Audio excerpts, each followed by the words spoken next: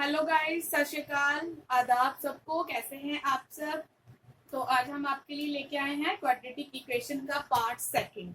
तो part one में हमने क्वाड्रेटिक इक्वेशन को सॉल्व करने का एक मेथड पढ़ा था, क्वाड्रेटिक इक्वेशन क्या होती है वो पढ़ा था। अभी हम पढ़ेंगे क्वाड्रेटिक इक्वेशन का सेकंड मेथड जो कि है डिस्क्रिमिनेंट फॉर्मूला, और इसको हम क्वाड्रेटिक फॉर्मूला भी बोलते हैं। तो क्या है आपका quadratic formula? Minus B plus minus under root B upon 2a where d equals to b square minus 4ac। अब इक्वेशन को सॉल्व करने के लिए आपको पहले d निकालना पड़ेगा, देन आप रूट फाइंड आउट करोगे। अब d निकलने के बाद आपके पास तीन केसेस अराइज होते हैं। तो वो कौन कौन से केसेस हैं? फर्स्ट केस है व्हेन d इक्वल्स टू 0। अगर आपका d 0 आता है तो आपके रूट्स एग्जिस्ट करेंगे, मतलब आपके रूट निकलेंगे और दोनों के दोनों रूट्स क्या होंगे? इक्वल होंगे, ठीक है। और सेकंड केस है व्हेन d ग्रेटर देन 0, यानी आपका d पॉजिटिव टर्म में आएगा तो आपके रूट्स क्या होंगे? एग्जिस्ट करेंगे, निकलेंगे और दोनों के दोनों क्या होंगे? डिस्टिंक्ट होंगे, अलग अलग होंगे, ठीक है। लाइक एक 3 हो गया और एक 2 हो गया।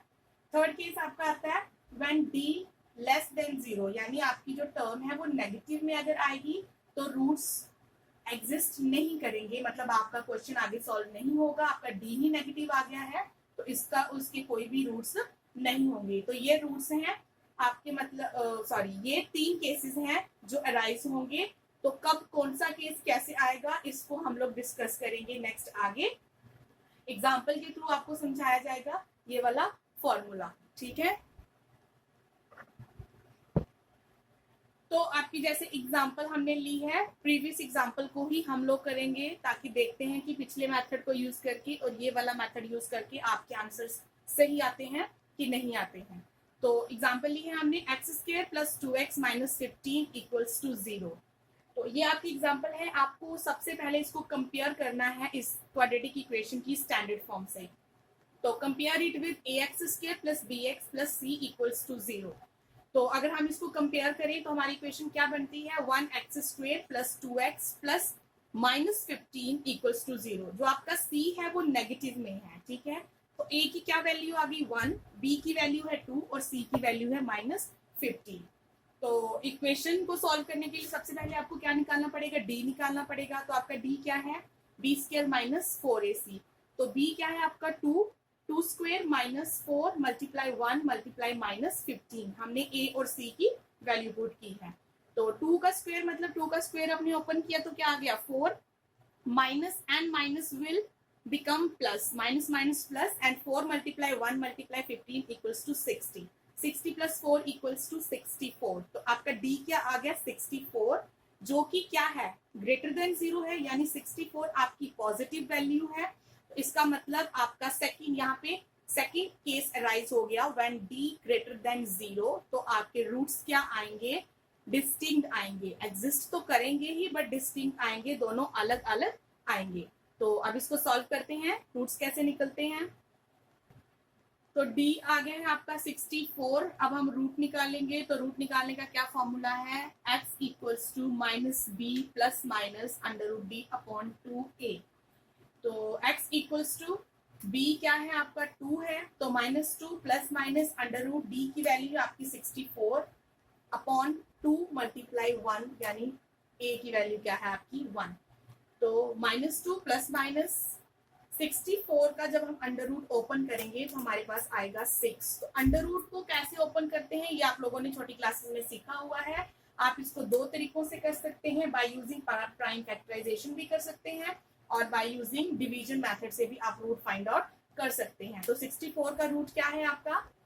8 अपॉन 2। अब यहाँ पे डबल साइन है, -2 प्लस -8, क्योंकि हमारे जो रूट्स हैं वो 2 आएंगे तो हम इन दोनों को सेपरेटली सॉल्व करेंगे। जैसे आपका x इक्वल्स टू -2, एक बार हम लेंगे +8 अपॉन 2 और दूसरी बार -2 -8 अपॉन 2, क्योंकि 2 रूट्स आएंगे। तो -2 प्लस 8 आपका कितना आ गया? 6 upon 2। -2 -8 equals to -10 upon 2। 6 upon 2 आपको अगर जब आपने कट किया तो आपका आएगा 3, और -10 अपॉन 2 जब कट करेंगे तो आपका आएगा 5। तो x की क्या वैल्यू आ गई? आपकी 3 आ गई और -5 आ गई। पिछली वीडियो में भी जब हमने ये एग्जांपल सॉल्व की थी तब भी आपकी x की वैल्यू 3 और -5 आई थी। डिफरेंट सिर्फ दोनों मेथड है, आंसर विल बी सेम। तो आई होप कि आप सबको समझ आ गया होगा। तो नेक्स्ट एग्जांपल है आपकी 3x² + 6x + 3 = 0। इसको भी हम सॉल्व करेंगे। हियर a की वैल्यू है आपकी 3, b की वैल्यू है 6 और c की वैल्यू है 3। ठीक है, तो अब हम सबसे पहले d निकालेंगे। b² - 4ac वाला फॉर्मूला लगा के यहाँ पे हमने b की वैल्यू को पुट किया है 6, 4 × a की वैल्यू है 3 और c की वैल्यू है 3। तो 6 का 36 माइनस 4 × 3 × 3, 4 3 12, 12 3 36। तो 36 - 36 = 0। अब यहाँ पे आपका फर्स्ट केस अराइज हो गया है d = 0। When d = 0 तब आपका फर्स्ट केस है जिसमें आपके रूट्स एग्जिस्ट करेंगे और दोनों के दोनों रूट्स क्या आएंगे, इक्वल आएंगे। तो रूट्स निकालते हैं। x = -b ± √b/2a।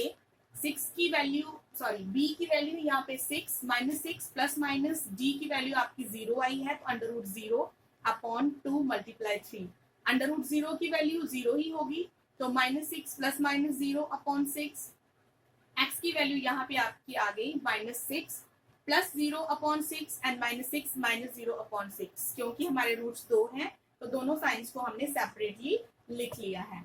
तो x की वैल्यू आपकी आ गई है -6/6 and -6/6 which is equals to x = -1 -1। तो both roots exist and both are equal. तो नेक्स्ट एग्जांपल है आपकी x² - 2x + 6 = 0। यहाँ पे a की वैल्यू है 1, b की वैल्यू है 2 और c की वैल्यू है 6।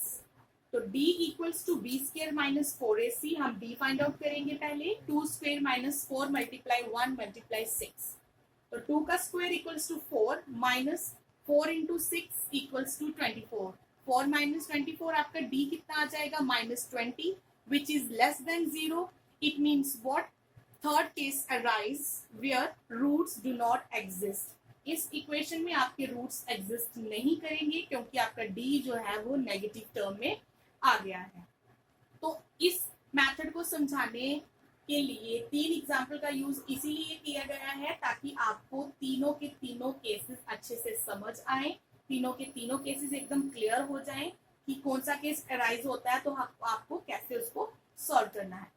ठीक है, तो ये था आपका क्वाड्रेटिक इक्वेशन का टॉपिक जिसमें हमने आपको दोनों के दोनों मेथड्स बता दिए हैं, प्राइम फैक्टराइजेशन और डिस्क्रिमिनेंट फार्मूला, जिसको क्वाड्रेटिक फार्मूला भी बोलते हैं। तो कमेंट सेक्शन में हमें कमेंट करके बताइए कि आपको ये फार्मूला, ये वीडियो कैसी लगी, और साथ में ये भी बताइएगा कि आपको क्वाड्रेटिक इक्वेशन चैप्टर के अगर जो क्वेश्चंस हैं जो आपको नहीं समझ में आते हैं तो आप कमेंट में अपने क्वेश्चन को लिख के भेज सकते हैं। वी विल श्योर कि हम आपको उसका सोल्यूशन जरूर दे देंगे। तो आज के लिए ये वीडियो इतना ही। Thank you. तो till then bye, take care, bye bye.